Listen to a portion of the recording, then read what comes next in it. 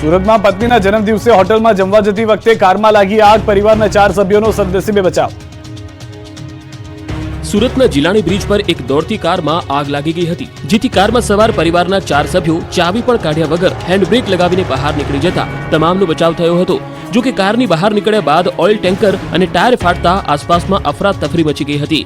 Fire બ્રિગેડે રસ્તો બંધ કરી આગ પર કાબુ મેળવ્યો. એ દરમિયાન કાર બળીને ખાખ થઈ ગઈ હતી. શૈલેષભાઈ કાકડિયાની માલિકીની કારમાં આગ લાગી ગઈ હતી. સિંગણપુર વિસ્તારમાં આવેલી અક્ષરદીપ સોસાયટીમાંથી પત્નીનો બર્થડે હોવાથી 4 સભ્યો જમવા માટે હોટલ તરફ જઈ રહ્યા હતા. એ દરમિયાન કારમાં આગ લાગી ગઈ હતી. બોનેટ નીચેથી આગ દેખાતી હોવાનું ડાબી બાજુથી જતા એક બાઇકરે જણાવ્યું હતું, જેથી તાત્કાલિક તમામ લોકો કારની બહાર જીવ બચાવીને નીકળી ગયા હતા. આ દરમિયાન આગ વધુ પ્રચંડ બની. આગના પગલે રસ્તો બંધ કરી દેવાતા ટ્રાફિક જામના દ્રશ્યો સર્જાયા હતા.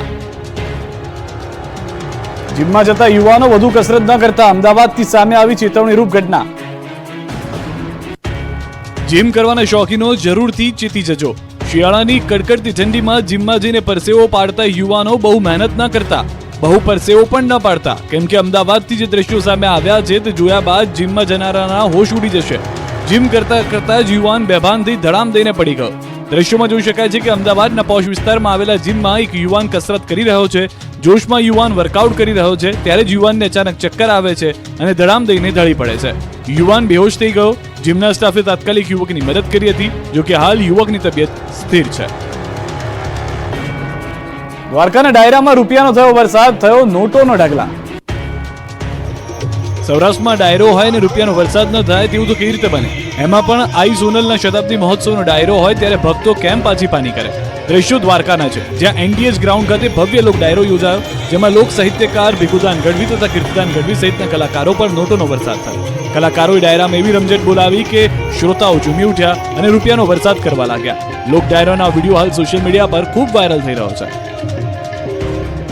હિંમતનગરમાં કાર ચોરો બેફામ બન્યા છે. કાર ચોરીની ઘટના કેમેરામાં કેદ થઈ. સાબરકાંઠાના હિંમતનગરમાં કાર ચોરોનો આતંક સામે આવ્યો છે. સાબરકાંઠાના હિંમતનગરમાં કાર ચોરોએ તરખાટ મચાવ્યાનો આ પુરાવો છે. મહેતાપુરામાં ઇકો ગાડીની ચોરી કરી ચોરો ફરાર થઈ ગયા. હિંમતનગરના બ્રહ્માણીનગરમાં રાત્રિના સમયે ચોર આવ્યા હતા. બેઝમેન્ટમાં પાર્ક કરેલી ઇકો કારને ખોલી ચોરી કરી ફરાર થઈ ગયા હતા. આ અંગેની કાર માલિકે B ડિવિઝનમાં ફરિયાદ નોંધાવી છે. ચોરીની ઘટનાને લઈ પોલીસ પેટ્રોલિંગની માંગણી કરવામાં આવી.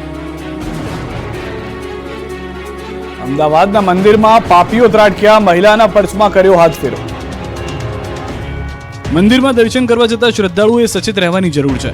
અમદાવાદના રાયપુર સ્થિત ઐતિહાસિક અન્નપૂર્ણા મંદિરમાં ચોરીની ઘટના પ્રકાશમાં આવી છે, જેમાં ચોર સીસીટીવીમાં કેદ થયો હતો. અમદાવાદના પ્રસિદ્ધ અન્નપૂર્ણા માતા મંદિરમાં એક યુવકે ભીડનો લાભ લઈને દર્શને આવેલી મહિલા શ્રદ્ધાળુના પાકીટમાં હાથફેરો કર્યો હતો. આ યુવકે મહિલાના પાકીટમાંથી મોબાઈલ અને રોકડ રકમની ચોરી કરી હતી. જોકે મંદિરમાં લગાવવામાં આવેલા કેમેરામાં સિફતપૂર્વક ચોરી કરતો યુવક કેદ થયો હતો. બનાવ અંગેની જાણ થતાં જ સ્થાનિક પોલીસે તાત્કાલિક અસરથી સીસીટીવી તપાસીને ચોરી કરનાર યુવકને દબોચી લેવા માટે ચક્રો ગતિમાન કર્યા છે. મોરબીમાં 70 કરોડની જમીન પરથી દબાણો દૂર કરાયા. મોરબીમાં સરકારી જમીન પર દબાણ કરનારાઓ પર તંત્રએ તવાઈ બોલાવવાનું શરૂ કરી દીધું છે. મોરબીમાં તંત્રએ કરોડો રૂપિયાની જમીન પર બુલડોઝર ફેરવી દીધું છે. મોરબી નગરપાલિકાએ વહેલી સવારથી જેસીબી સાથે દબાણો પર તૂટી પડતા હાહાકાર મચી ગયો હતો. દબાણકર્તાઓમાં દોડધામ મચી ગઈ હતી.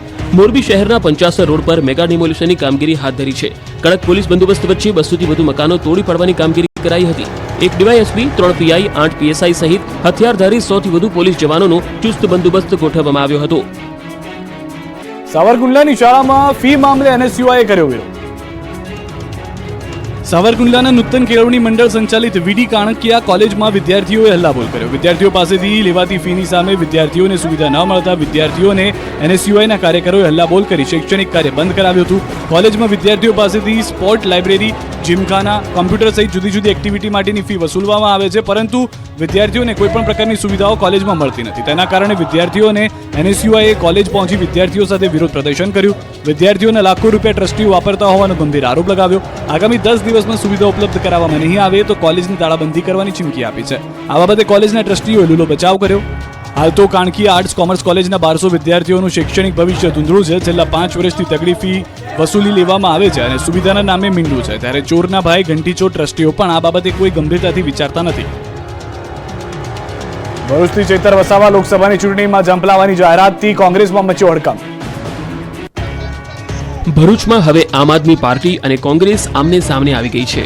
ભરૂચના નેત્રંગમાં આપના નેતા અરવિંદ કેજરીવાલ અને પંજાબના સીએમ ભગવંત માને યોજેલી સભાને લઈ રાજકારણ ગરમાયું.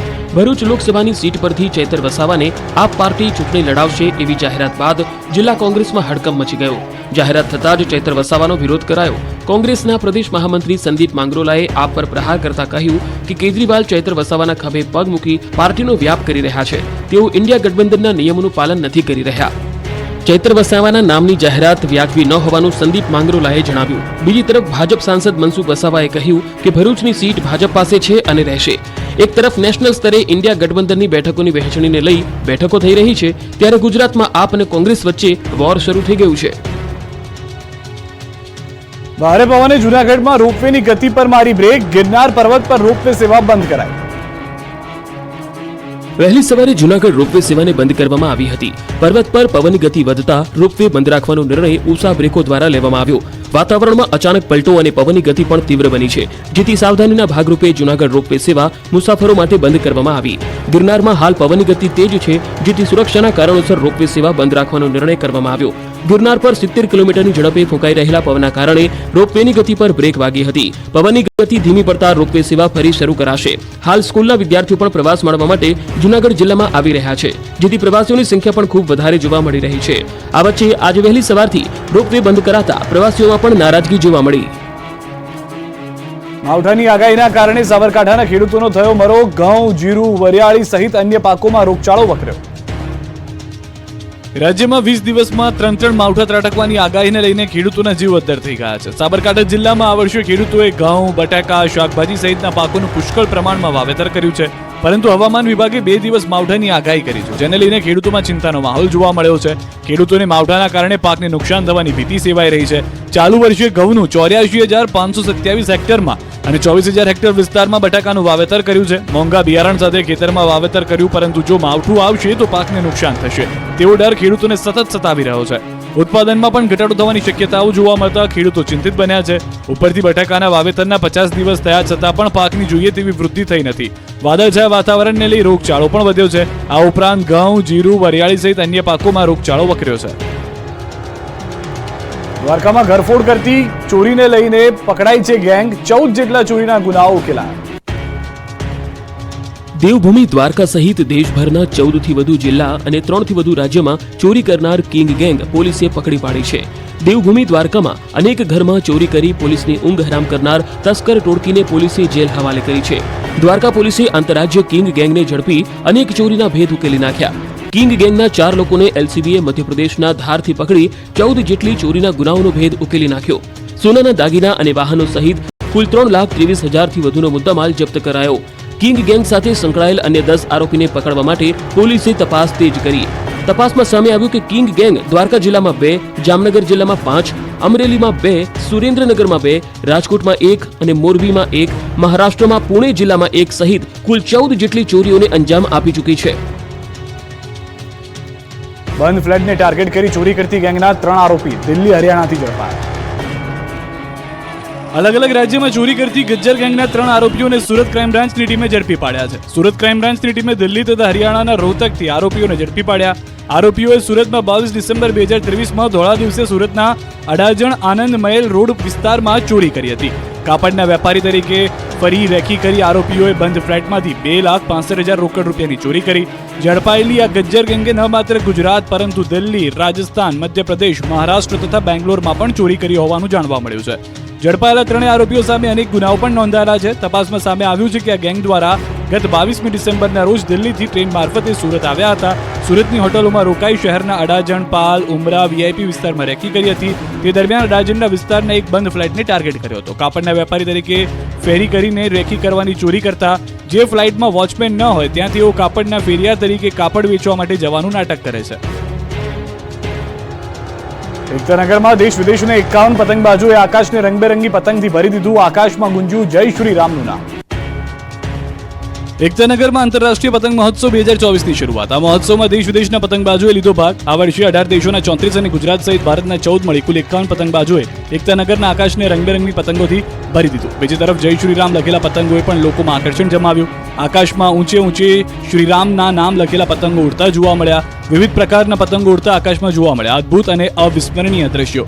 આ પ્રસંગે જિલ્લા પંચાયત પ્રમુખ, કલેક્ટર નર્મદા સહિત દેશ વિદેશના પતંગ રસિકો ઉપસ્થિત રહ્યા હતા. જિલ્લા વહીવટીતંત્ર, ગુજરાત પ્રવાસન નિગમ ગાંધીનગર અને એસઓયુના સંયુક્ત ઉપક્રમે statue of unity Ektanagar iconic સ્થળે યોજાયો હતો.